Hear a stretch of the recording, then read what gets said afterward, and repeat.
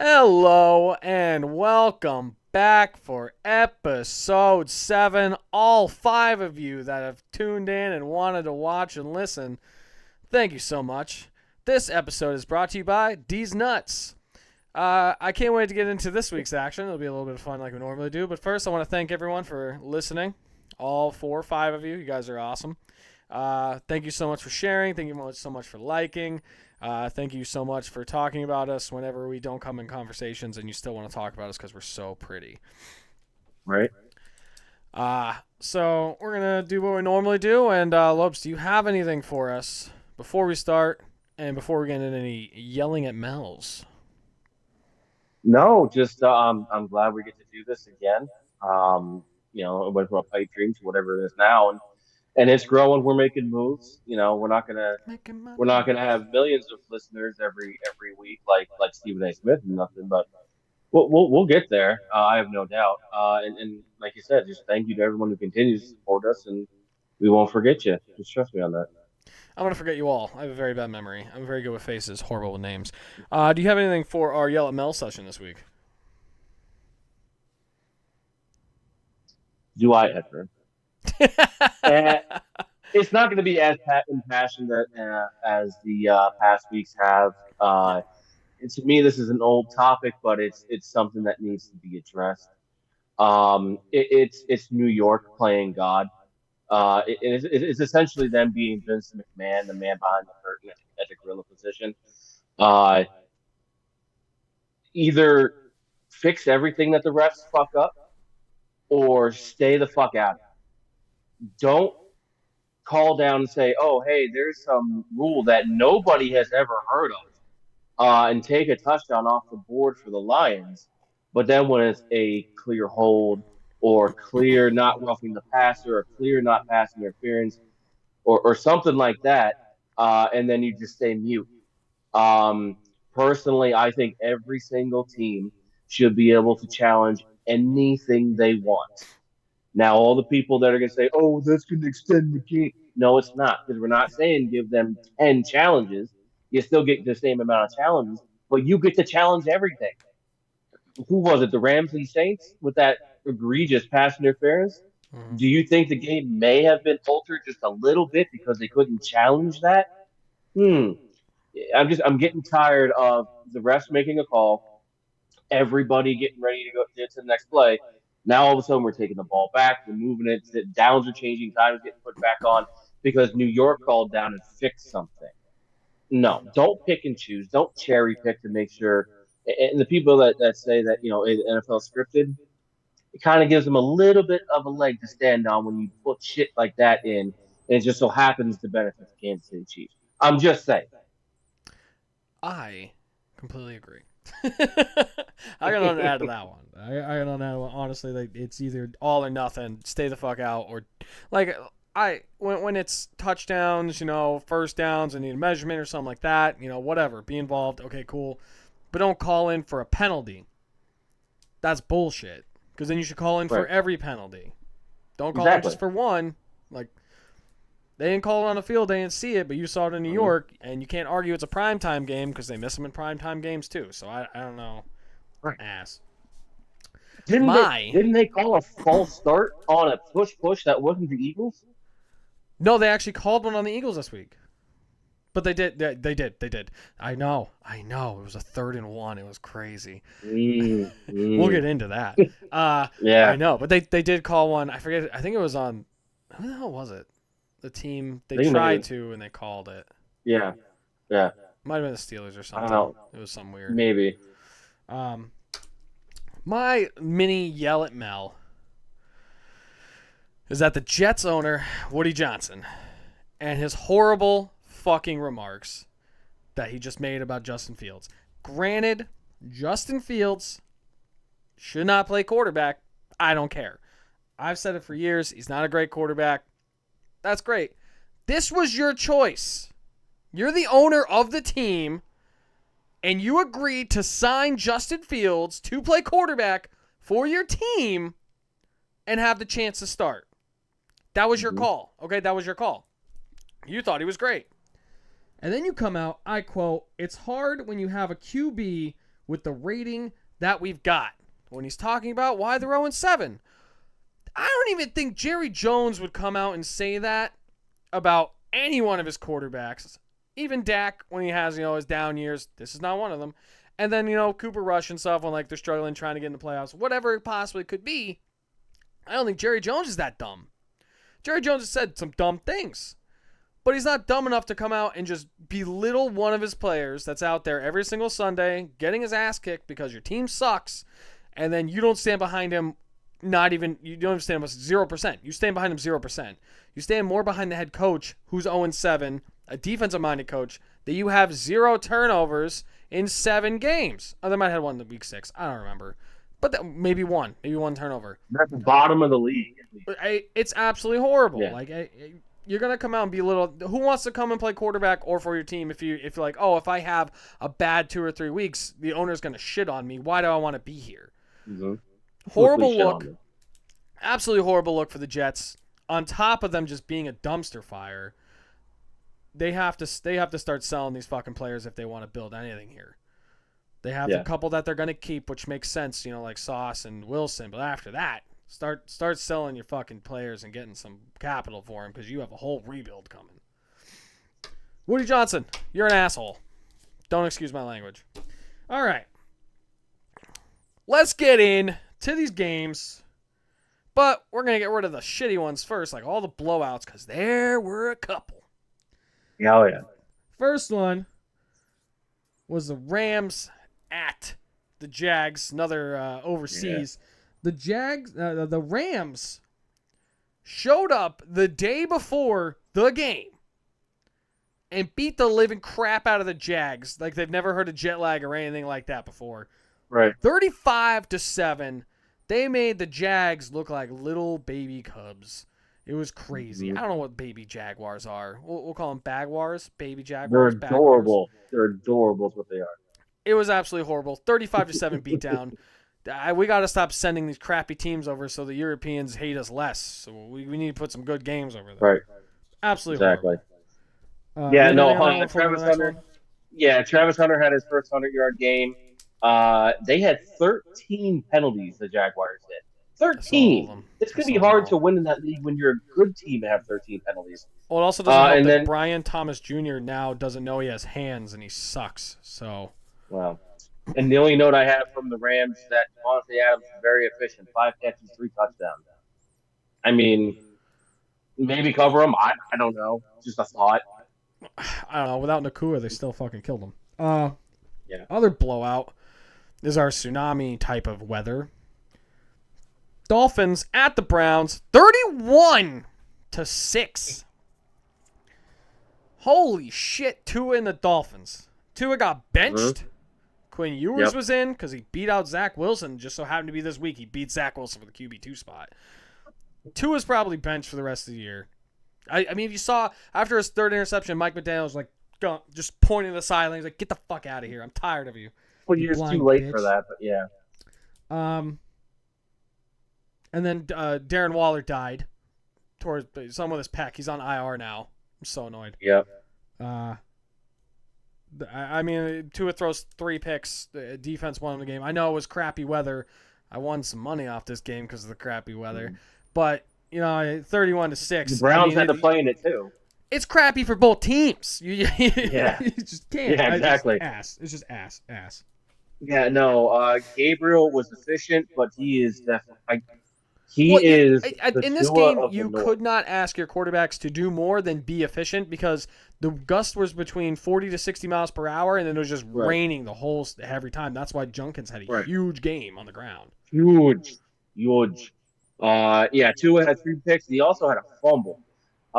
We've been saying it. I've been saying it since this fucking guy got drafted. He's not an NFL quarterback. He's probably a really, really nice guy. He could probably be a decent coach at this point. Maybe go back to his home state of Hawaii and coach with Timmy Chang. Just please, for the love of God, get him, get his helmet away from him. But yeah, no, there's really not much else to say about this one. Yeah, it was not great. It was not a good game to watch. Although the Browns, except for the fact that this was not the worst game of the week. At least they got that going. At least they scored some points because the Raiders did not score a single point, got blown out 31-0. Geno Smith finally got benched.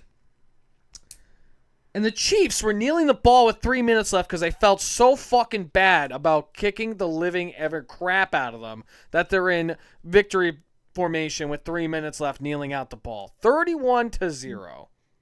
This is not, oh my God, the Chiefs are amazing. This is, oh my God, the Raiders suck. That's what this is.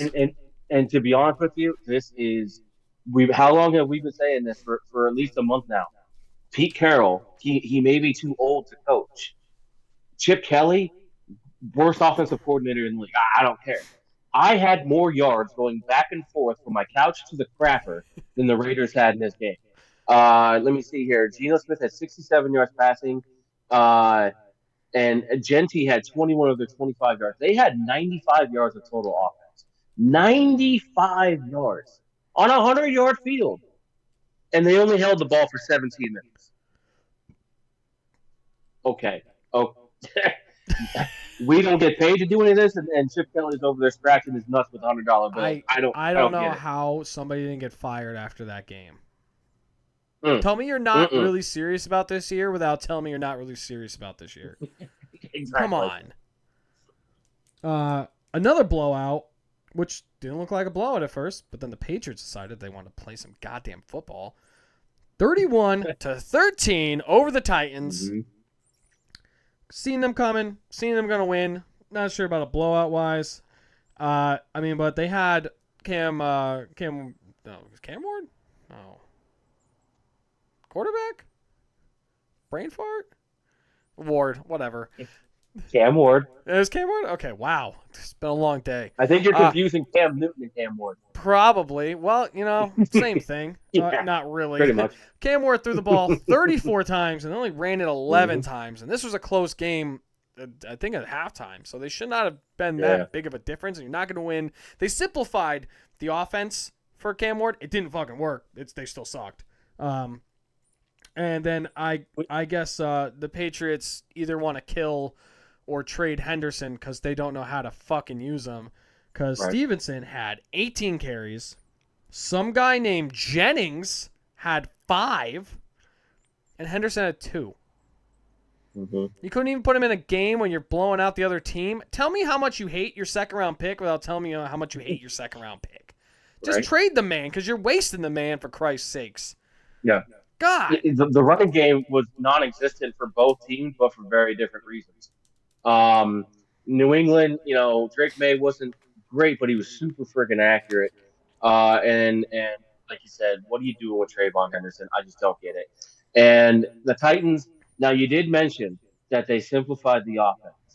And my sources stole a copy of that playbook. Okay?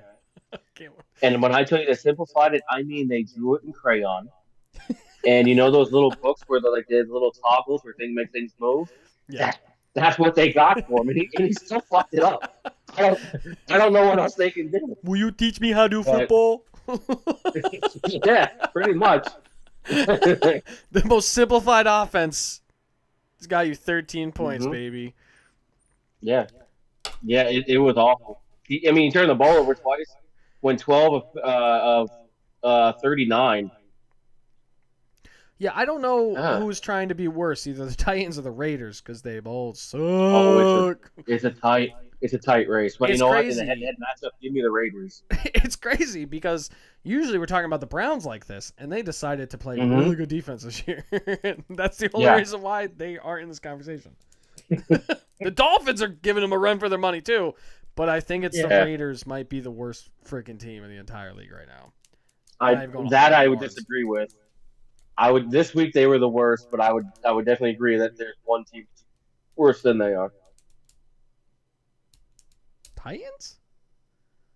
The only team that doesn't have a win. Oh, the fuck is that one? Jets. Who? The Jets. Oh yeah. See, they're so irrelevant. I even talked about them at first, and I just don't even care about them. They're just out of my brain because they just don't matter. Right? Next blowout. was a very nice blowout, and it made my week a lot easier watching fucking football, that I didn't have to sit there and clench my cheeks the entire freaking time and hope to God Dak didn't Dak, because Dak played like an MVP again. 44-22 blowout. God, I love blows and outs. This is fucking amazing. Daniels died. His hammy. He's out this week. They already called it. It looked a lot worse than what it ended up being. I think he's week to week. Thought it was going to be like a torn hammy or something. The way he was screaming like a little bitch. But the Cowboys offense is just firing on all cylinders. They're crazy. Yep. Dak is doing crazy. 13 touchdowns, 0 picks in the last 4 games. He's playing MVP caliber, and Lamb came back like it was nothing. He didn't do shit after halftime. He didn't have to. He had 5 catches, like 100 yards and a touchdown already. It didn't even matter. You look really good on my bench. Not a lot of people saw the blowout coming, or maybe even the Cowboys winning. I saw them winning because Dak is the NFC East daddy, and he's actually 20-2 at home against the NFC East in his career. Wow. He is their dad. He's their grandfather. He's their great-grandfather.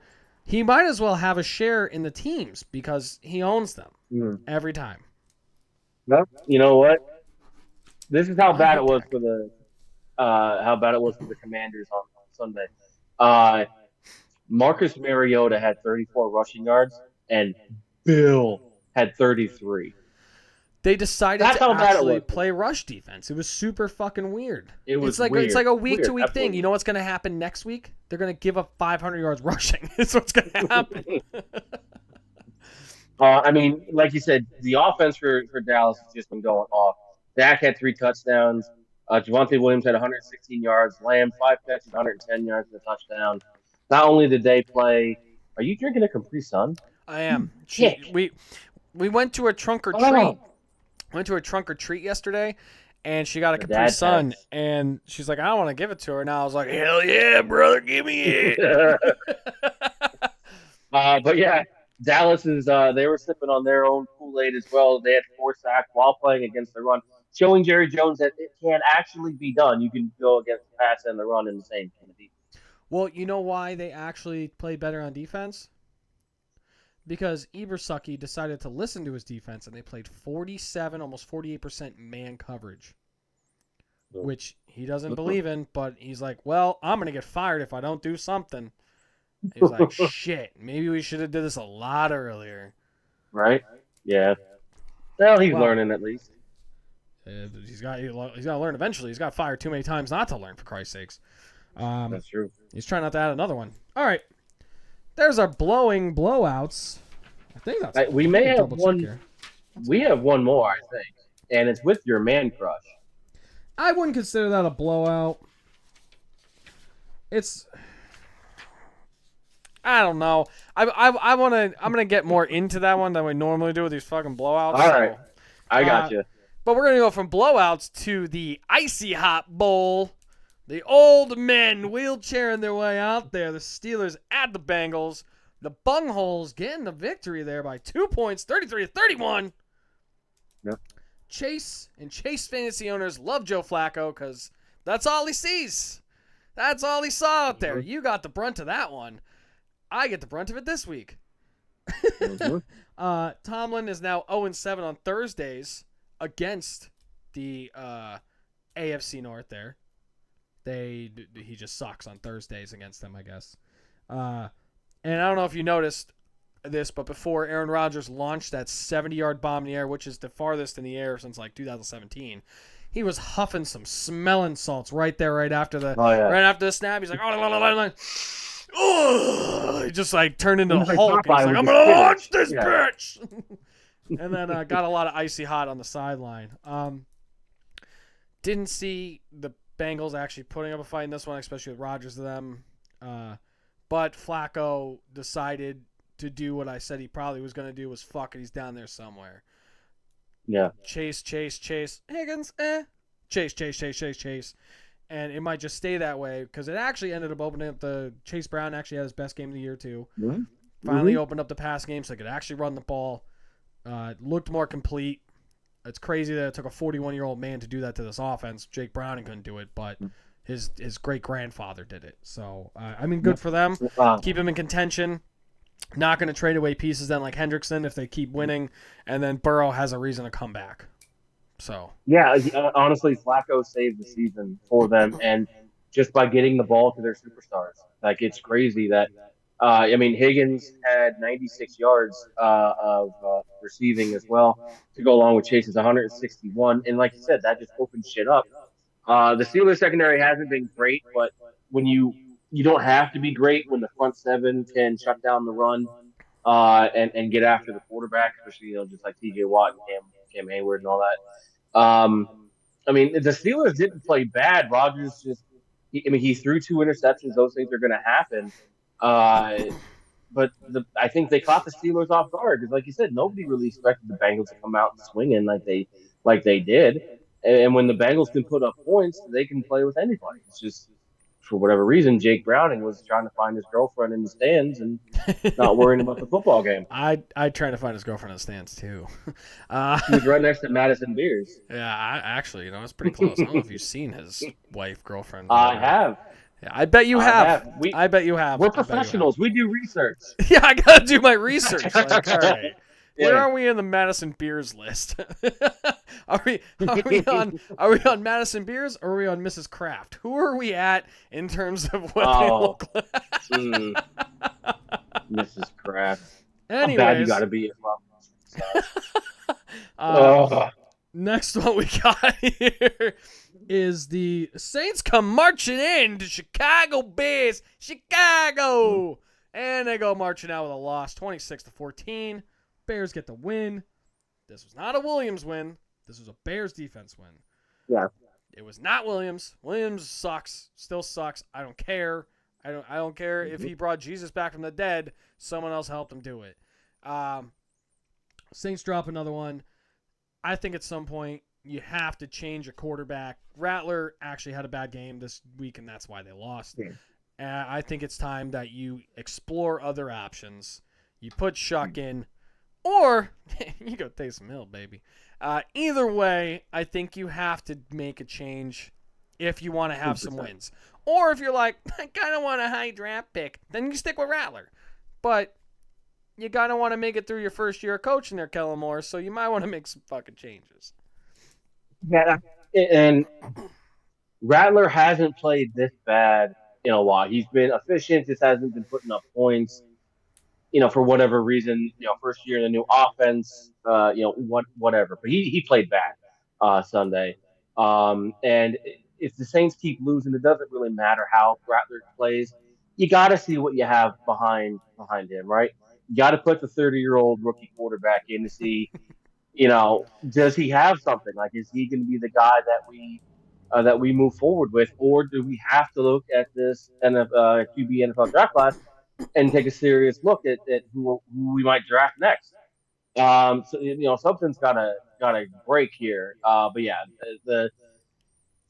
and this kills me. Caleb Williams got the win, and his pictures all over everything, because he's the goddamn starting quarterback. They get way too much praise for a team win. This fucking guy, let me see, 15 to 26, 172 yards, an interception, and a fumble lost. Yep, he was the key. He was the whole thing. Let me tell you, it didn't have anything to do with DeAndre Swift having 124 yards and a goddamn touchdown. Oh, no, it's all Caleb Williams. Fucking joke. He's a joke. Imagine where the Bears would be with a quarterback. I'm telling you, I mean, yeah, he's getting the wins and stuff, but he has his ups and down games. I think if he plays bad enough, Tyson Bagent will get his shot within the next 2 years. Now, I'm going to say something that's really going to piss off Giant fans. And I don't really care because, for the most part, I don't like Giant fans. Caleb Williams is Eli Manning. That's all it is. Eli Manning is the most overrated, second most overrated quarterback that's eventually going to be the goddamn Hall of Fame, besides Joe Namath. He was mediocre at best, and that's all Caleb Williams is going to be. But you know what? Eli was on some really, really good teams, had a really, really great defense at one point, and he rode them into a Super Bowl win or two. And that's at least right as of right now, that's who I see Caleb Williams to be. I don't know if Caleb Williams will be able to ride them into a Super Bowl win the way he plays. When you get him too flustered, he has games like this, and it's like, well, I hope my defense can win it for me. I don't know if they're going to win it every single time. Um, No, not every single time, but you play good defense and you control the run game, you have a good chance.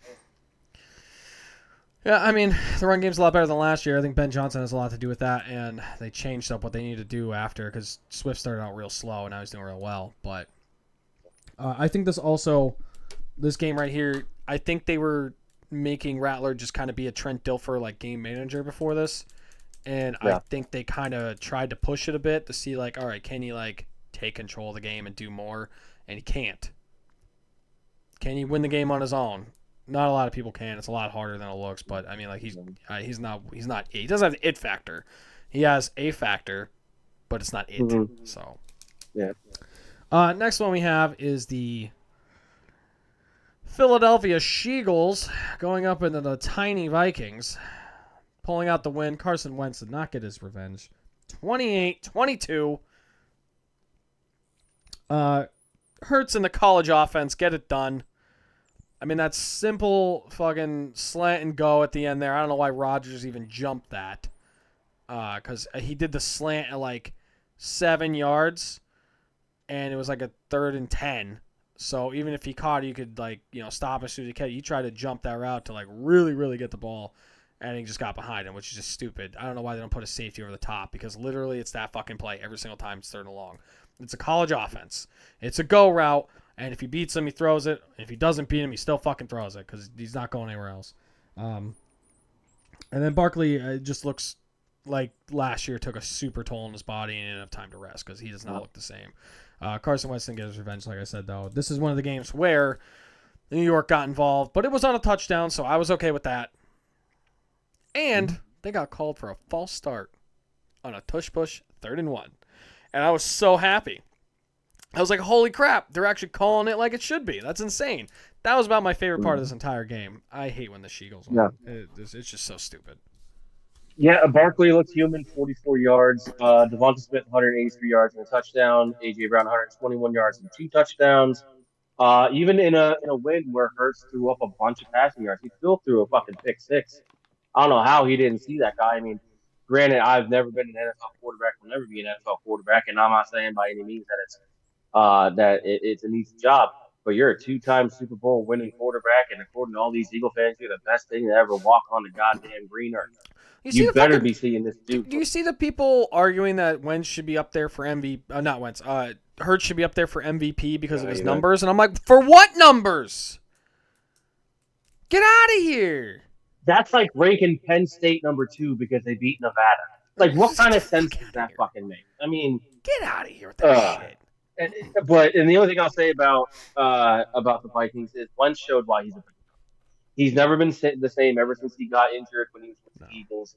He's bounced around the league for whatever reason. Teams have figured him out, and he's just never evolved. He shows why he's going to be good for a game, or if you need like a guy to go in a half because your quarterback went down, fine, he can do that. But if you have to rely on him in stretches, it's going to be more of the same. It's garbage. He's Chase Daniels. He's a career backup. He'll come in for like a game or two. He's worth the money that you're going to pay him to be a backup. But if you're going to pay him to be a starter, you're not going to get it. Injury just ruined him, and it's not the same. So, yeah. Next one we have is a very boring, very crappy game of the Panthers at the Jets. Just, Fields ended up getting benched, which is about time. Taylor ended up coming in the game. Both teams look like ass. Bryce Young got hurt, so Dolan ended up in the game. Bryce Young might be out this week too. I think he actually is out this week. Trust me, he's out. And then Breece Hall Guess who had him on this team? Breece Hall ended up with a banged up knee. He was limited in practice today, so he may or may not play this week. Of course not, because I just traded for him like 2 weeks ago. So now he sucks, and he's hurt.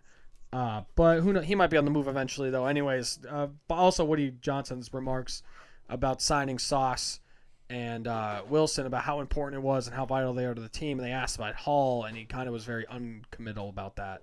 So either Hall's going to walk at the end, or they're going to be like, all right, we should probably get something for this guy because we're going to get nothing as soon as he walks.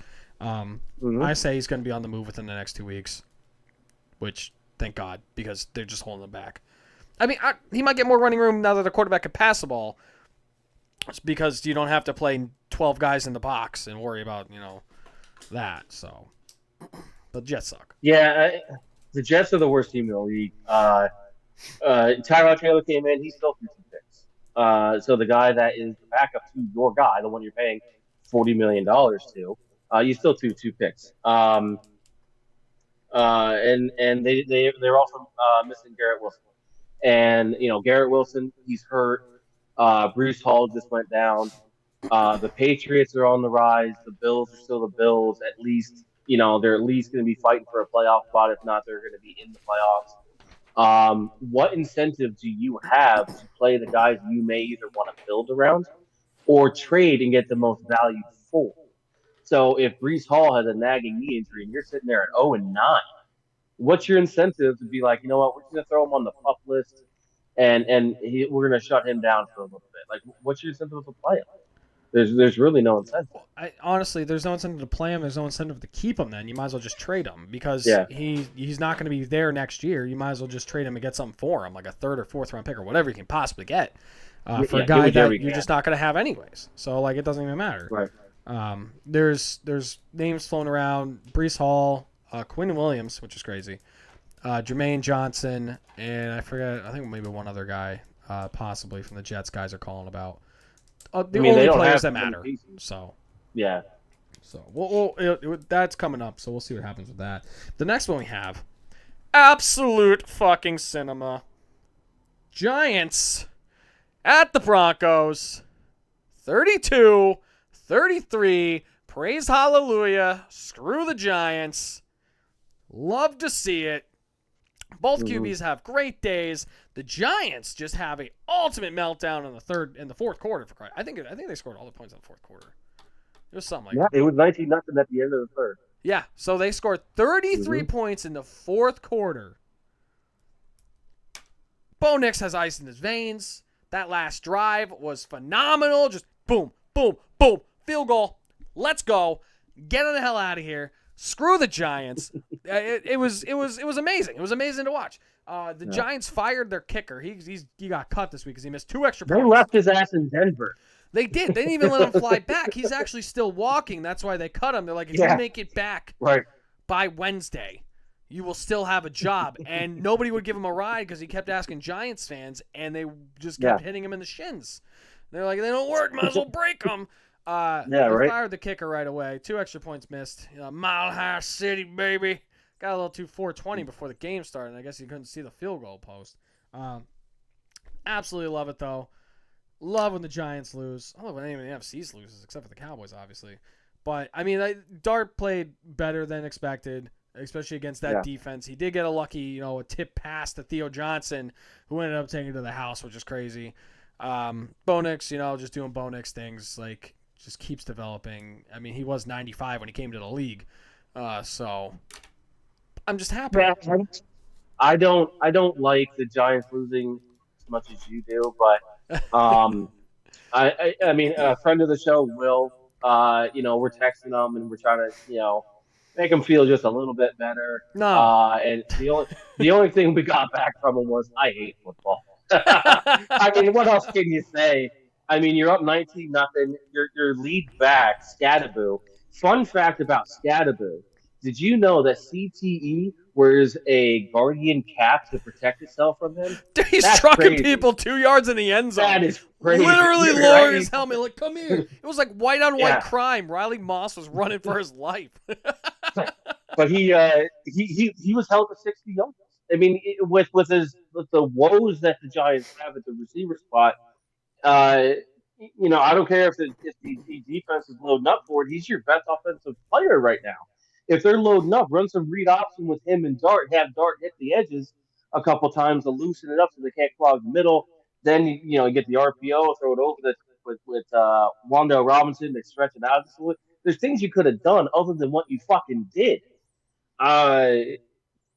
This one's completely on the coaching staff. I know that Will wants the defensive coordinator fired as well.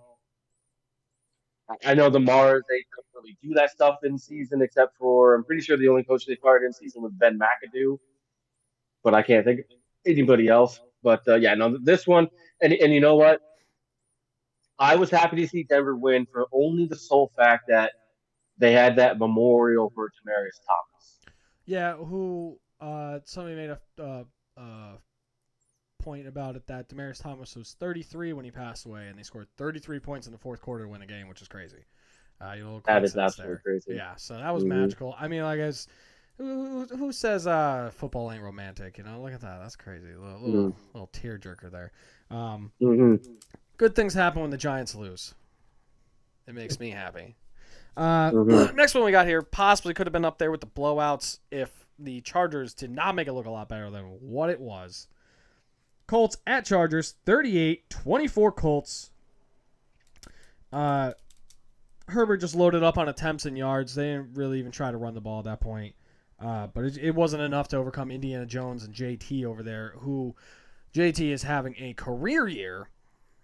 He should be up there in the MVP talks at this point. If anyone wants to talk about MVPs at this point, I think it's redundant. Stuff changes all the time, especially after, those bye weeks. You hit about around like week 10, 11, and that's when things start to dwindle down. Who's going to keep playing well? Who's banged up? Who's not? But he's having an amazing year, and it's crazy what a quarterback that can throw the ball, which is crazy to say about Indiana Jones, but does to your run game. And clearly it's working for Jonathan Taylor. The only running back that's, he probably is up there top three with McCaffrey, who is basically a receiver at freaking running back right now, and then Bijan Johnson. Those three right now are your top three running backs, and they could be 1A, 1B, 1C at this point because that's how good each one of them is playing. The Chargers got to figure something out. They gotta get some run game going. Ever since Hampton went down, their offense has been horrible because they just haven't been able to run it. And like they're using other guys, they're doing different things. They're asking a lot of Justin Herbert, kind of what the Bills do to Josh Allen at this point. Yeah, they're great athletes. Yeah, they can throw the ball. Yeah, they have cannon of arms. Yeah, they have hot wives and girlfriends. That's great. That's not going to help them in the game, all right? He was their Stop trying to leading lean on passer them too and their much. leading rusher. Yeah, I mean, they're not Patrick Mahomes. They don't have the Yeah. refs on their sides at all times, helping them, coddling Yep. them, babysitting them, giving them a pacifier, and asking for $20 for a call. They just play the game. It's Well, the two biggest craziest stats to me were I still don't. I'm just waiting. I'm waiting for the Colts to let me down, so that they can say, we got you, we got you. But you know, they did win. It was on the road. Um, Daniel Jones looked good. Jonathan Taylor, like you said, it's like he caught a second wind. He's reinvigorated because he's got a quarterback that can throw the ball. But the two stats that really just jumped out at me is that the Chargers actually won the time of possession, and explosive plays is not exactly synonymous with the Indianapolis Colts. So that was a little surprising to me. And then the biggest one for me was the Colts actually had, and I had to make sure I read this right. They had 15 quarterback hits. Herbert is not going to last too much they're longer. He's on the next one to have to go. they're on like their third or fourth string left tackle right now. Yeah, Another one went it's down crazy. in that game. And Yep. and that's why you need to like establish the runner like a short pass game, but it looks like they're trying to get those intermediate deep ones going rather than, hey, use the short white guy who gets open a lot, really close to the line of scrimmage, just let him do what he wants in space. Kind of what he did last year and what he could still fucking do. They got to figure something out because they were riding high, those first 2 weeks, and then it just right down. I don't know what happened. I don't know what they got away from or what they're doing on defense or offense, and right down. And they gotta right the ship. Yeah. When you lose as much as they do, they were expected to be like a run heavy pass when they have to, and then Herbert started chucking the ball around a lot. We're like, okay, well maybe they'll pass to open up the run. But when you lose as much as they've lost on the offensive line, you lost your lead back. You're relying on Vidal or Idle Yeah, or they lost whatever you running back say one his and last running name. back two. They're on their third and fourth string Yeah. running backs now. So What they got a do you practice expect squad them to guy. do? Yeah. So, Maybe they'll make. but a I was call for happy him to see there. the Colts won. Yeah. As of right now, the Colts have the best record and a bye going into the playoffs. I don't know. They're tied with the Packers with the only one loss. Yay, ties! Yay! You know, I think it's dumb. The Packers are ahead of all the guys who have 5 wins because they have the tie, and that puts them ahead of them, Mm-hmm. which is retarded. That's why nobody likes ties. They make no sense. Nope. Next one we got here are the Packers, the Fudge Packers at the Cardinals, the little baby Cardinals. 27-23, Fudge Packers get the win. The Cardinals offense looks so much better with Brissett at QB. It's not even comparable. It's just not. I think if Murray's in this game, I don't even know if they score 23 points. Brissett just makes it work more because he can see and he can throw a lot more than Murray can. Murray can run around like a little man with like a little kid who just stole the remote and he just put on Blue's Clues and you can't change it. You can't change it if you can't catch me. Ha ha ha ha ha. Yeah, no. They got to have a serious conversation once Murray comes back. If they do want to give him another shot, because you don't lose your job for, when you get injured. Well, you know what? Give him one game if the offense flutters again because he can't see these people and he needs to run around and he needs to have a 40-yard drop back so that he could see everyone. You might want to put Brissett back in. I don't care how old the guy is. I don't care if he's just the quarterback for this year just so you get a couple wins and you keep your job again and then you get a new one or whatever. You got to move on from Murray at this point. It's not working. No. No, and you know what? The whole can't lose your job to injury thing, I think Tom Brady got his start. Yeah. Byron Cox smashed the shit out of Drew Bledsoe on the sideline. Bledsoe rolls over into the bench, and out comes Tom Brady, and the rest is fucking history. So how do you think Tony Romo got his start too? Drew Brees going down. Yeah. Not Drew Bledsoe. Drew Bledsoe goes down. I knew who you meant. Happened twice. Yeah. I don't want to screw up those guys. Drew Brees is his own man. It's not Drew Bledsoe. Drew Bledsoe's like God, obviously. Mm-hmm. Oh my God. The Packers were average, like I thought they were going to be, until the end. They decided to let a little fire under their ass. But Jacobs decided to gut it out. He was having some illness issues. He was literally a game time decision. Guts it out, puts the team on his back. He did everything he possibly can. Got some touchdowns, made it look better. But the Packers are not going to win these games if they stay average. Like I said, they have been this entire time. They're average, and then they get a little flutter of, okay, let's do this. But if you're average against teams, like the Colts, where like you're playing a really good team, and you're average those first 3 quarters or 3.5 quarters, you're not going to have the chance like you did against the Cardinals to come back and just win that game at the end. Those teams aren't going to let average teams beat them. So I was sitting there watching the score. I'm looking at the box score. I'm watching some of the highlights. I'm trying to follow as closely as I could. And the only thing I kept saying to myself is, what the fuck are they doing? Yep. This shouldn't. I mean, yes, the Cardinals are going to play better with Brissett, but they still didn't have Marvin Harrison Jr., right? No, he was in. So he was in. Well, he didn't make much of a goddamn impact if he was. No, it was a lot of McBride. It was the McBride show. Yeah. So and they don't have a running game. Like as soon as James Conner went down, everyone went nuts for fucking Trey Benson. He's been a whole lot of nothing. He's on IR. Trey Benson? Yeah, he went on IR the next week. Yeah, I know. That's what I'm saying. Like everyone went nuts saying, "Oh, they got this. Trey Benson's got this." That's why he's been a whole lot of nothing. Whether you're injured or just not producing, you're not on the field. You're not helping the team. There are talks that maybe they trade for Hall as well if they want to stay in contention to actually have a run game. So, I mean, they're gonna have to give up a bag for him.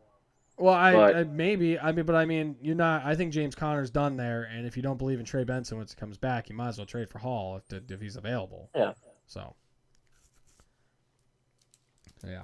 But yeah, they pulled it out. The game was not anything special. Nothing really happened during the game that you're like, oh, well, here was a turning point. The Packers just woke up a little bit. And said, Parsons had 3 sacks. Okay, we'll have the last possession. Parsons had his first 3-sack game ever. That was about the most exciting thing that happened for the Packers. That's it. I know. He made a huge impact. There we go. Those 2 first rounds in Kenny Clark really paid off for this against the freaking Cardinals, who have a horrible offensive line.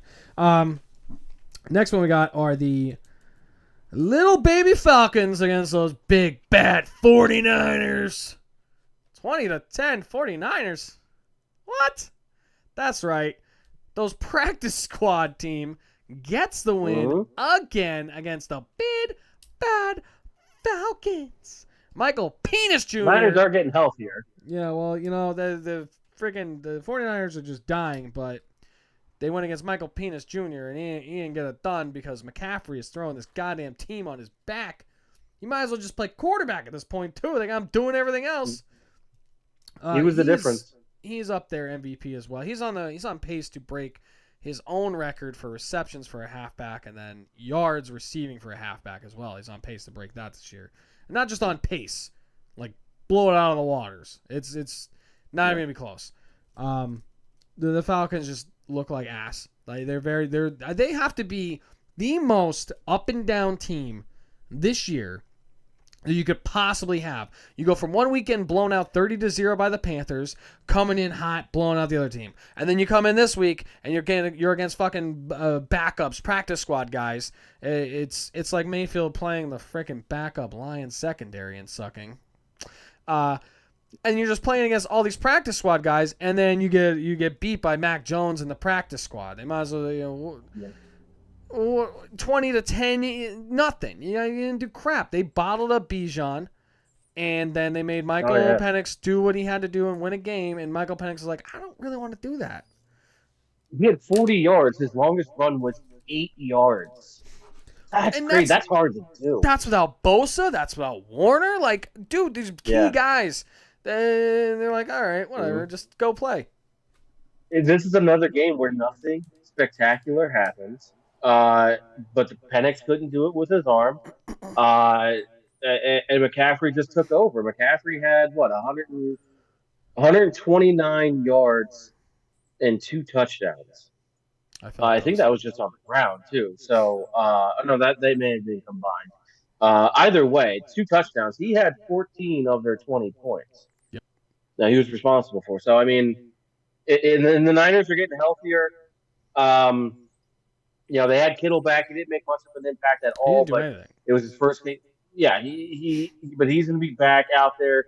He went out there and he blocked his ass off. That's what he does best. And to me, that's pretty valuable right there. He'll get back into the groove, catching passes and shit. Yeah. But the healthier they get, the more dangerous they're going to get, especially if teams keep like waffling, like the Cardinals are just mid. If Seattle keeps being a little mid. Well, that defense isn't going to get healthy. We'll get into that. Warner and Bosa are out for the rest of the year no matter what, so it doesn't really matter there. So yeah. Next one is our first Monday night game because they love giving us 2. Buccaneers at the Lions, 24-9. Lions get the win. Mike Evans died in this game. His funeral is held the rest of the year. He broke his clavicle. Say goodbye to those 1,000-yard consecutive seasons. They end now, unless he gets 1,000 yards in one game. Honestly, it looked like the Lions were in the Buccaneers huddle because the Buccaneers would come out. They're running a screen. You know who's there? 3 fucking Lions players.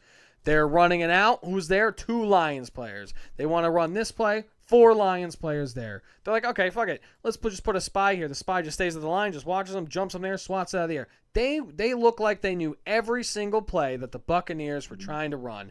It was insane. And then it also didn't help that Mayfield was trying to throw to the Jolly Green Giant every single time because his passes were 40 feet in the air. I don't know what was going on with him in this game. He was very upset with the referees, but you got to take him out of the game at some point because you're just missing throws and just not playing. Like there was an easy crosser where we had Tez Johnson for going for a second touchdown of the game that was headed straight to the corner, opposite side corner, lays it up there, and he overthrows him, and there was still like 15, 20 yards in front of Tez Johnson that he just could have easily fucking like walked. Just missing throws. They were all high. They were all out of reach. He did not look like MVP Mayfield magic. He just didn't have it this game. And I know Chris Godwin wasn't out there. Bucky Irvin wasn't out there. Ibuka gutted it out. He somehow is playing with his hamstring injury that they're like, oh, he's going to be out a couple weeks. He was like, bet, bitch. You want to bet I'm going to be out? And then he went out there, gutted it out just to get all these passes thrown over his fucking head the whole time. Yeah. But you know what? This game is just a microcosm of how my fucking fantasy season's going. I I had I had Mike Evans, and he's back. And I'm like depleted receiving core.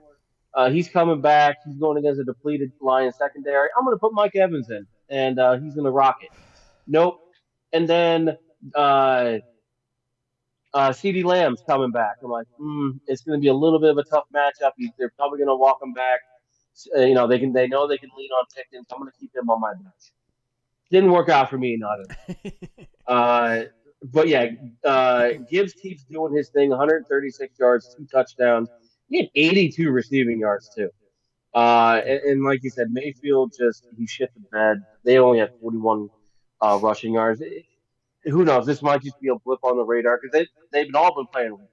And like you said, Mayfield was a top of your NFL MVP listings and stuff like that. So I'm pretty sure he won the Hemi Award last He week did. too. He So did. I think it's this a may have blip. just been a blip. I think it's a blip. Yeah. I don't think it's a microcosm of anything happening. He just looked very off. I don't know what it was.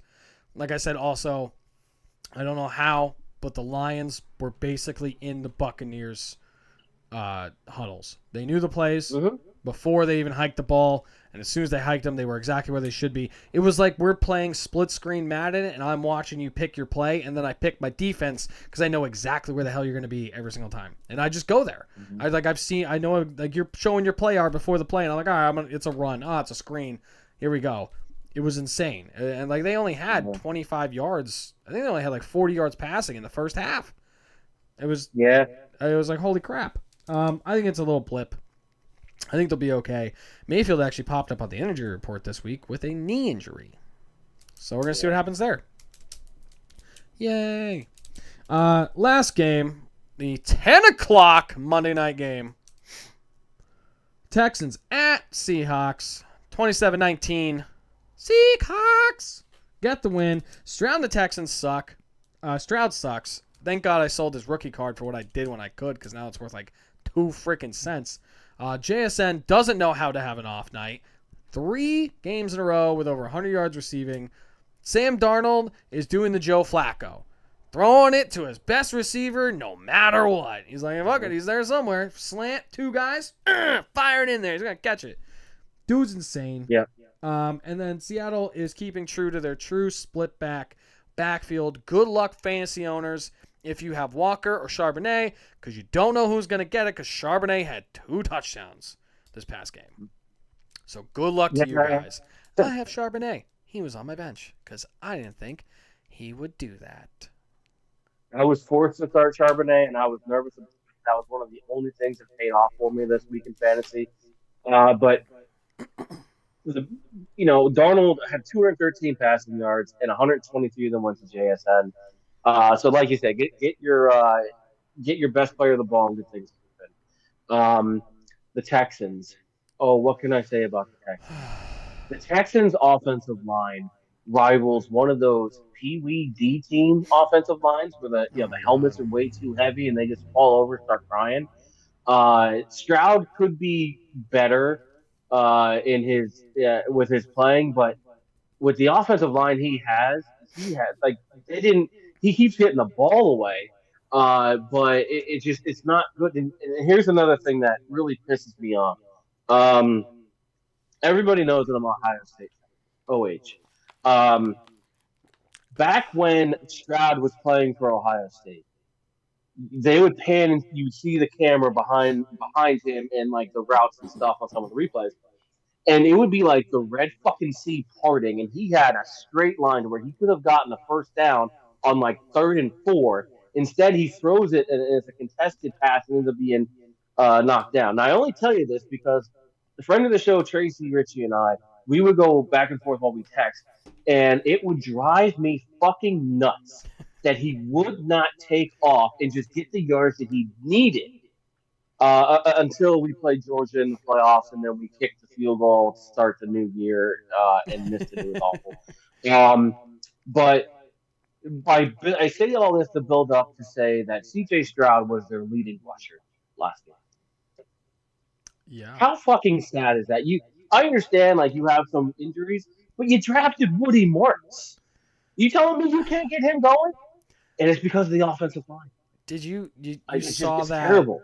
You saw that 2-play sequence. It was 3rd and 1, so they decided to run like an off tackle to the left, jammed at the line, and the offensive Uh-huh. coordinator was like, "All right, we're going for it. You know what we're gonna do? Same fucking play." And you know what fucking happened? Same fucking thing. You don't have a power offensive line. You Yeah. traded away 2 of your offensive line, or 3 of them, I think, total in this entire season so far. You traded away Tunsil. You traded away Green, who I think's a free agent now. Couldn't be any worse than anyone have on your freaking roster. And you traded away another guy. I don't know who it was. But these offensive linemen suck. And you don't have a power offensive line, and you're trying to power the ball on 3rd and 4th and 1. Do a play action. Do something. Yeah. The play calling ain't good. Players ain't playing good. The team is looking complete opposite of what everyone thought they were. Yeah. 100%. They got to right the ship too, because it's. I mean, D'Amico Ryan isn't gonna get fired. He's had too many good years, but they got to right. Coordinators may. Yeah, the coordinators might. Yeah, but not Ryan. He's fine. All right, this is getting to be almost like a tradition. Oh my good lord! And yes, everybody, I need a goddamn haircut. I understand this. Listen, Oh you man, act like you're ahead by like 500. Listen, any week you're in the lead is a good week, baby. Look at that. Oh, Jamar, get fucking up my swag here. All right, well they'll see some of it. That's fine. So it was actually a pretty bad week. We didn't have a losing record or nothing like that. Wow, you really can't see that, can you? I don't know what the hell's going on. So Because they know I'm you're gonna not take the this true off. king. You know who Daddy is. There's There's one not the guy true that wears king. the hat. It's Jon Yeah, Snow. right here. I am the Burger King. We both went 8-7. The Pick'ems went 50-50. So the overall standings, I'm 64-43-1. You're 63-44-1, which makes you in last place. There's only 2 of us. Huh? Like Ricky Bobby said, if you ain't first, you're last. Oh, all right. Unless you're 11th, then you're first twice. Oh, but hey, that's NASCAR math. But yeah, and what really sucks is this week. I think this week might be the heaviest week for buys. There's 6 teams on buys: Rams, Cardinals, Jaguars, Lions, Raiders, and Seahawks. All of them do not play this week, so it's gonna be a short week. It is, which luckily I'm pretty sure there's only one Monday night game, which is gonna be fucking nice for once. Oh. You know, the Thursday night game was dubbed the Icy Hot Bowl. I dubbed the second Monday night game, the one that started at fucking 10 o'clock on a school night, the fucking Red Bull Bowl, because that is the only way I could have stayed up and watched that fucking thing. Jesus Christ! I actually decided, I was like, screw this. It got to like 10 minutes left in the fourth, and I was like, I'm going to bed. I'm done. It's like 1 a.m. I want to know if I won my fantasy matchup or not. But I don't care. You know what ended up happening though? I ended up waking up for some reason with like a minute left, and I rolled over and I was like, "I did it! I won!" I roll over to her and I'm like, "Babe, I did it! I won my fantasy And that's game." the winner, babe. Yeah, and she goes, "Oh, good, yay! I'm happy for you." I was like, "Yeah, me too." And then right back to sleep. I was like, "Hell yeah, done."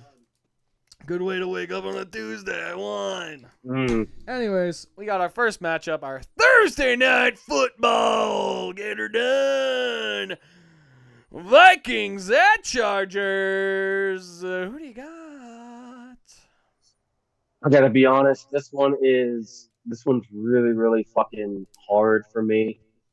The Vikings just played the Eagles where they bottled up Barkley, so it's not like the Eagles had a great running game. I think that the Chargers have a better receiving core as a whole than the Eagles do. And they just carved up the secondary, and I'm pretty sure Wentz is starting again, right? Mm-hmm. Yeah, I'm gonna go with the Chargers on this one. Yeah, Wentz is getting possibly his last start. They don't want to put McCarthy in, I think, because it's a short week, and they want to have him a full week of practice, so he'll probably get some limited action like he did last week, and then I think McCarthy will be back in action next week, which is good because they have a stint of like easier defenses to go against. I'm actually going Vikings. I'm giving Wentz his win before his last start. Mhm. I just think that Chargers offense. I love Herbert. I have Herbert in fantasy. I think he's amazing. I've always thought he was amazing ever since he came into the league. A very cool, calm, collected guy. I have McConkey in a couple leagues too. I also have Hampton, who's on IR, and that is the reason why I'm going with the Vikings, is because they don't have Hampton back at least for another week or two. The offense is too predictable for me. You know they're going to want to pass the ball a lot. You know Herbert's going to want to do what he has to do. This Vikings defense just got torn up by a halfback playing quarterback. I think with this offensive line too, they're not great. And the front seven of the Vikings is the strongest part of their defense. So I'm I mean, going I to go can't. Vikings. I can't argue against any of that. Yeah, this is one of those games where I think the Chargers are going to win, but if the Vikings win, it's not going to surprise the shit out. Yeah, I think this is actually a coin flip as well. I just see Yeah. the Vikings getting the edge here, um, just based off the little bit that the Chargers are missing. If the Chargers had Hampton, I'd probably go Chargers, and not give it to Wentz. But I think the Vikings get this last one and they go back to McCarthy after this and on a running a high. So Yeah. next one we got Dolphins at Falcons. Baby, I'm going Falcons. Waller's dead, like I said before. He's on IR with a pec injury. Tua might finally be benched. The way Mike McDaniel was talking after, he's like, if you're hurting the team, then I have no other choice but to evaluate other players. I think even if Tua plays in this and he throws one interception, I think he's on the bench anyways. And they see what Ewers has, one noodle to the next. Like I said, Falcons are the biggest up and down team. They just had their down, so now they're gonna have their up. So I'm gonna go Falcons. Even if they were due for a down, I don't think they could go down far enough to make this a game. I'm going to go Falcons as well. They have too much firepower. Bijan himself might have a Rico Dowdle game at 200 yards. Yeah, I mean that defense has been giving up horrible numbers to running backs. They've just been fucking running a tear. Bijan had his worst game of the year. That's not gonna happen this week. Respect. Yep. So that's just how it is. The next one we have is the Bears at the Ravens. Who do you got? Ravens, they've been playing bad without Lamar. And not that they've been just losing; it's been bad. They're coming off a bye week. They're home. With all that said, I'm going to go Ravens. Lamar is actually practicing. He is practicing, which is a good sign for them. He's probably not going to play, but I still think the Ravens are going to turn the corner just a little bit because the Bears played well enough to win against a team that is not very talented. They have pieces, but they're not talented at the core. I think at home, coming off the bye, being able to prepare, and the fact that the Bears still have Caleb Williams as their quarterback, I'm going to go Ravens on that. Can I do a contingency pick here where it hinders on if Lamar plays or not? Only if I can. Yeah, I mean, that's fine because that matters a lot to me because if Lamar plays, I'm going Ravens. But if Lamar doesn't play, I think the Bears take it. That's how I feel. Right. So, if Lamar is in there, I think the Ravens win the game. The offense is back to 100%. They suck without him. They can't do much. The defense can't keep up with their offense, not putting up points. You know what they have to do is stack the box, stop Henry, and you can win those games. Yeah. Well, Lamar, you have to worry about it all. So if Lamar plays, the Bears have a rough time and they don't get the win. If Lamar is out, the Bears get the win. That's how I feel. All right. We'll have to monitor how your pick goes, because I think you basically just picked both teams to win. So I did not. I did not pick both teams to win. I asked if I could have a contingency if Lamar plays or not. So you know exactly who I'm picking if Lamar plays or not. I may need a contingency later on. I was actually waffling between the two, so I may pull one further down. Good old blue waffles. That's what I'm talking about, baby. Mm-hmm. Oh, yeah. Next one we got Bills at Panthers. Who you got? I got the Bills. with Andy Dalton coming back to be the starter for at least this game. They're going to need a monster game from Dowdle. They're going to need a big game from Tet. This is a good defense to do it against, but Josh Allen, we keep saying that he's him. Him, Mayfield, like they just have that it factor where they can carry it. And it's not like the Bills can't score points. If James Cook starts going off, then they can put up points and it's punches and bunches, as they say. I'm gonna go Buffalo just because I don't really believe in the Panthers that much. Yeah, I'm going to go Buffalo as well. Bills love those weaker teams. They love beating up on them. This is one of them. I mean, Bryce Young is probably not playing this week, which I don't know if that hurts or helps the offense because they have Andy Dalton as the backup. It might just be a fair exchange. Andy Dalton didn't play bad last year when they put him in, but he's kind of like your career backup at this point where you'll give you 1 or 2 games. I don't know how long Young will be out for, but I'm gonna go Bills with this one. I don't care if the Panthers are home. I don't care if it's raining. I don't care anything. Bills at home. Bills are gonna get that win. The next one we got the Jets at the Bungholes. Taylor might be the quarterback. He's day to day with a knee injury because I picked him up in fantasy, baby. You're welcome. Sauce Gardner's out for the concussion. He didn't practice today. He's probably not gonna play this week. I don't see a reason to play him. Other than if he is okay to play and he really wants to go against Chase to test what he got. And then Breece Hall may play this week. I think he was limited today with a knee injury. Whoever the running back is, play him. If it's Hall, play him. Even if Hall plays, still put Davis in too because both of them will probably have big games because the Bengals are like the Dolphins where they just love giving up rushing yards. I'm going to go Bengals even if Taylor's in there. Or Fields, or wherever the hell's back there. The Bengals are riding that high. They got a lot going on. Jets don't have a lot. I'm gonna go Bungholes. Even if the Jets were 100%, the Bengals are gonna win this game.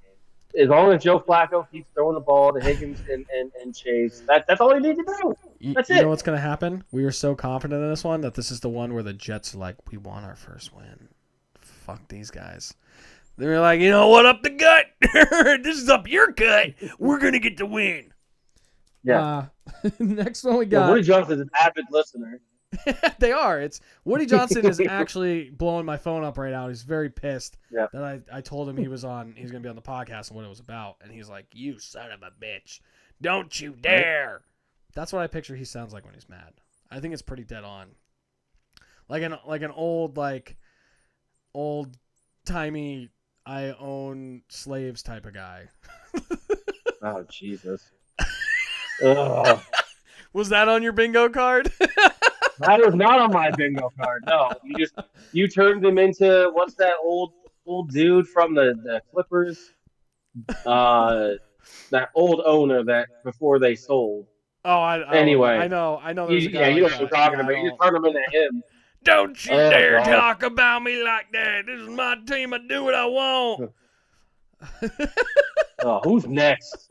Who's next? We got the 49ers at the Texans. Purdy might be back. Pearsall's still dying. I'm going Niners. I'm going Niners until something happens with the Texans offense. They're going to be too reliant. They're going to be the Pittsburgh Steelers. They're going to be too reliant on that defense, and it's not going to help when you're going against a team that can score. I'm going to go Niners as well. I have to disappear off camera because I dropped my goddamn pin.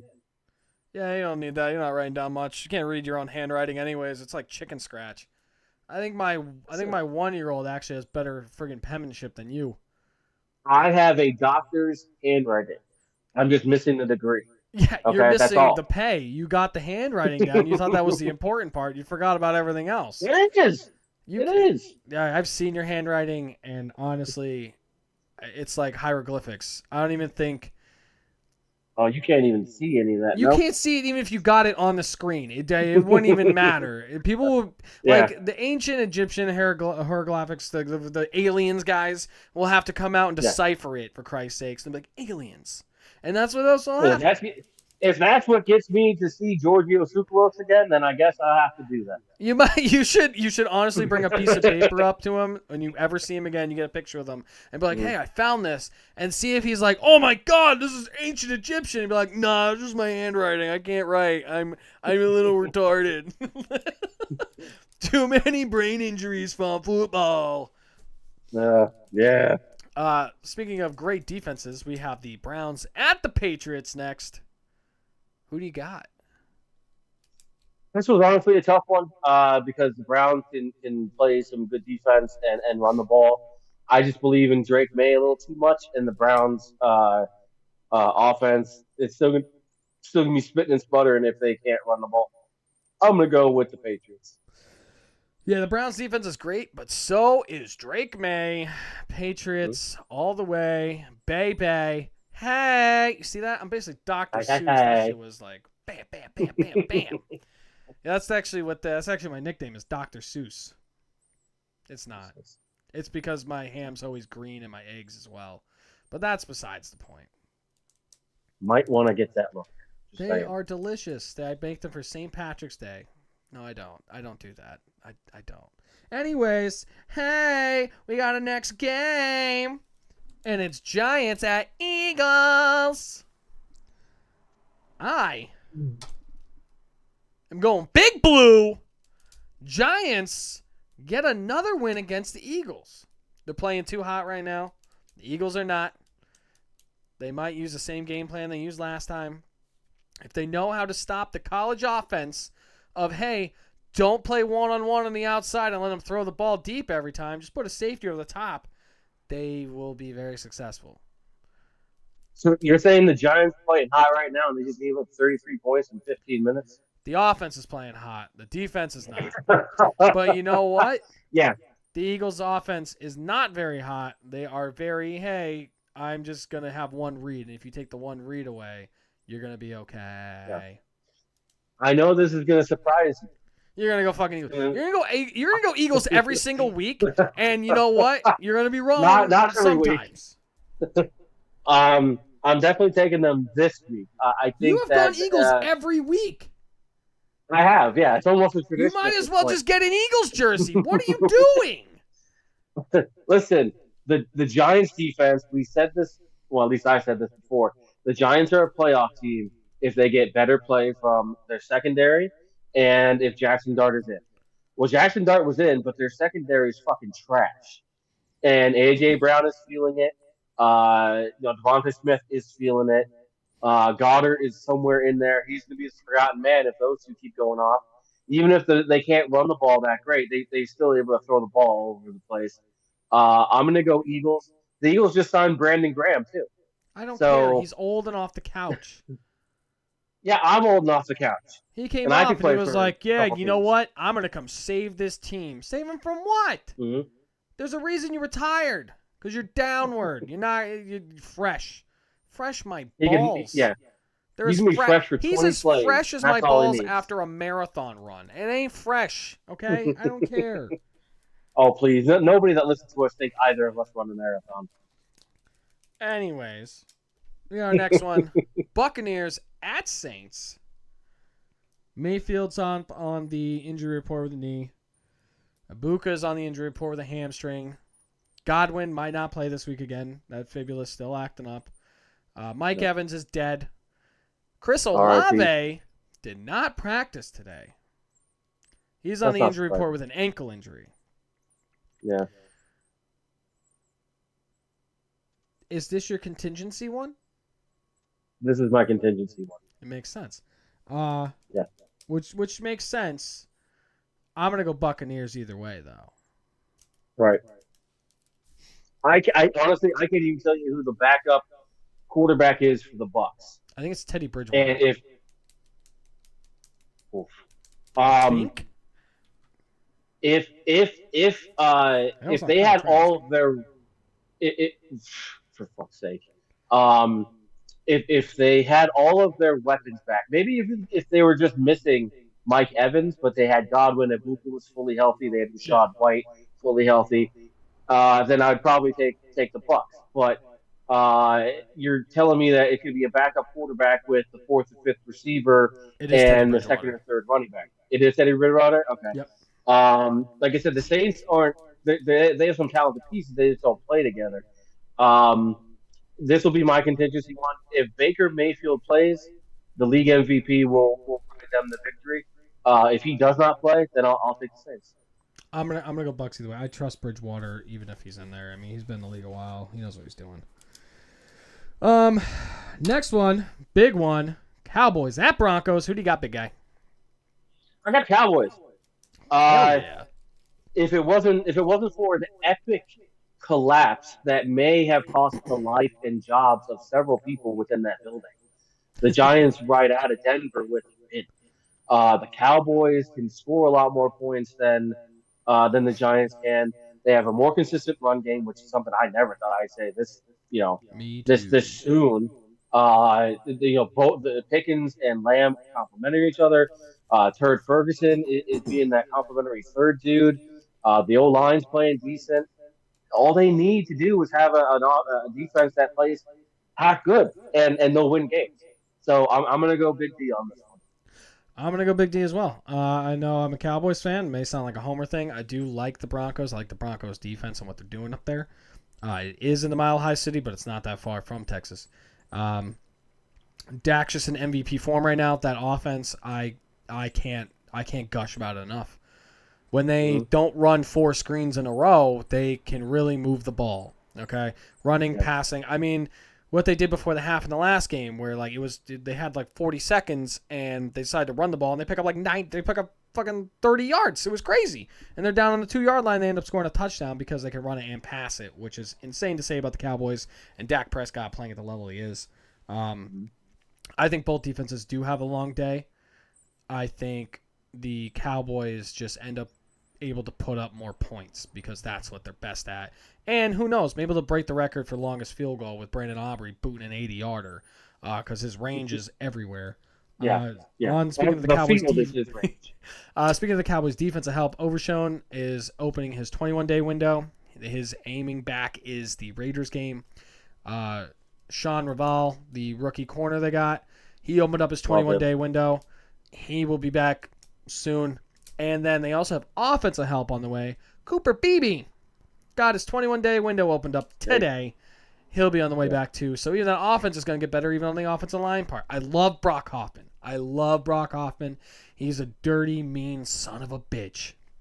Mm-hmm. I thought he'd be great to play right guard before they drafted Booker. I thought he was the perfect right guard, perfect what you need on there, a mean son of a bitch. They went with Booker. BB's in the middle. I like BB more than Hoffman. But Hoffman is exactly what this team will need as soon as he comes in. I think what they're going to do when BB comes back, if they need an extra offensive lineman, they might even start doing that a little bit because teams like to. It'll be Hoffman out there because he's just a mean son of a bitch.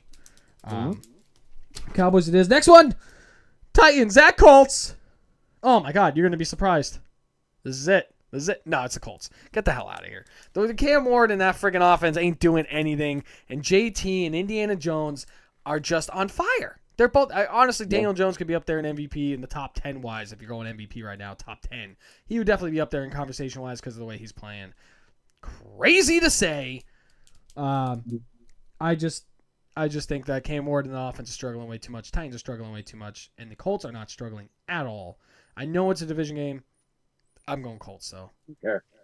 Yeah, it doesn't matter. This thing, I can't even put into words. This is the only game that I'm confident in saying that the Colts are going to win Oh, so they're probably going to because the fucking Titans. lose.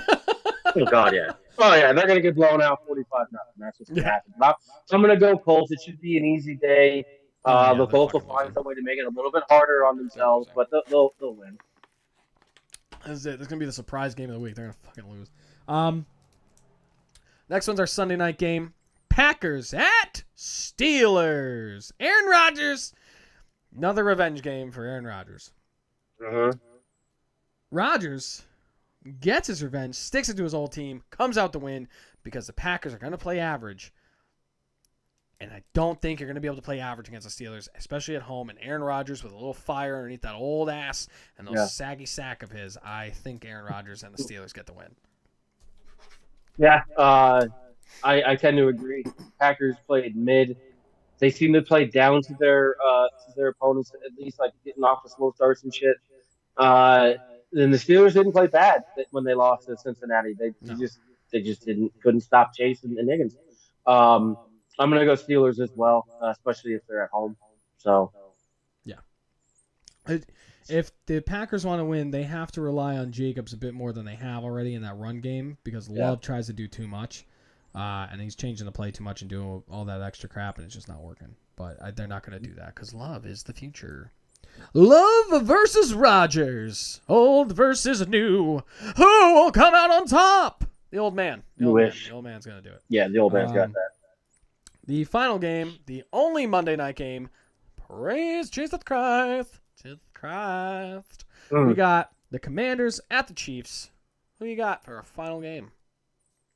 I have the Kansas City fighting Taylor Swifts in this one. Um, they're getting healthier. The league is starting to come around by saying, you know what, we're going to help you any way we can, whether it's a flag or just phantom rules in the playbook that no one's ever heard of. You'll never hear of again. But they have too much going for them right now. I think that they're going to win. Yeah, I'm going to go Kansas City Swifties as well, especially no Daniels. You got to play Mariota. Mariota's a good backup, too. This is a game where you need your starter, though. I don't know what's going on with McLaurin or Debo as well. They might be out again. I did hear Debo's trending in the right direction, though. His heel thing is okay. I think he was limited. I don't know. I didn't hear anything about McLaurin, though.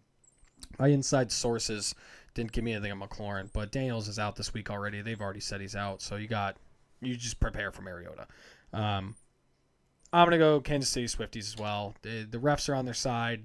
Big game. They don't have everyone.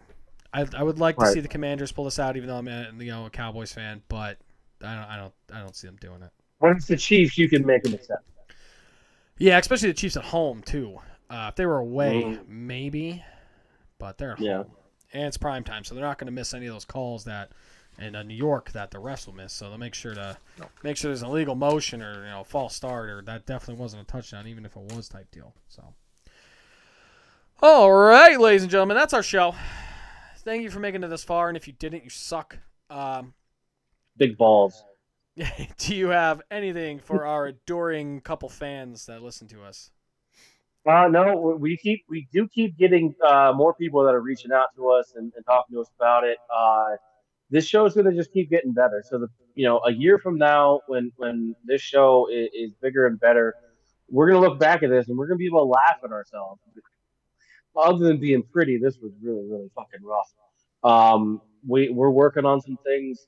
We are soon going to have intro and outro music provided by my brother Tom Lopes. We just have to decide on it, which one we're going to pick, and then we have to add it in. Um, but we're going to be doing some things. Our names in the spread. We're going to be on the TikTok. We're going to be on Instagram. We're going to be on Facebook or whatever the kids are using now. We're going to be on it. So just stick with us. I appreciate all the support. Yeah, thank you guys. Can't reiterate it enough how much we both appreciate everyone liking, sharing, word of mouth, whatever it possibly can be. Devoting your time to either watch us for the hour and however long, or just listen on podcast on Spotify for however long the episode is, and then giving your feedback as well. Anything you guys can possibly provide. And like he said, we're going to be doing bigger and better things too, ever evolving. The show may change at some point too of how we do it and what we talk about and this and that, as we go along and what we feel is best and everything too. And like he said, we're gonna have the intro outros thanks to his brother, and then my sister Taylor is actually the one that volunteered to handle the tickety talks and the Instagrams and the books of the face and whatever else is coming out. Yep. The chat snaps. I don't know. Whatever she wants to do. Whatever. Um, Yeah. she offered. I talked to her about it, and we're in the works of that in the background, and it's gonna be great. She's great with the social media stuff. I know what I'm doing to an extent. To an extent. And I know enough to know that I know nothing. So I will leave that in your hands. Yeah. So whatever happens, it's definitely on your end. I So can do it if I for good, needed bad, and other things. to. Luckily, I have a sister who enjoys doing it. Mm. So thank you, everyone, again for listening. Please like, share, subscribe, follow.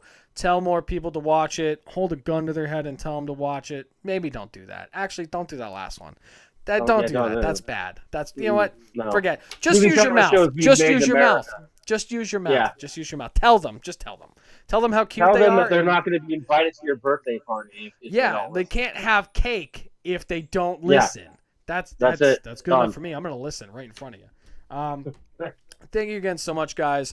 And we will be back again next week with another episode of Up the Gut. Bye.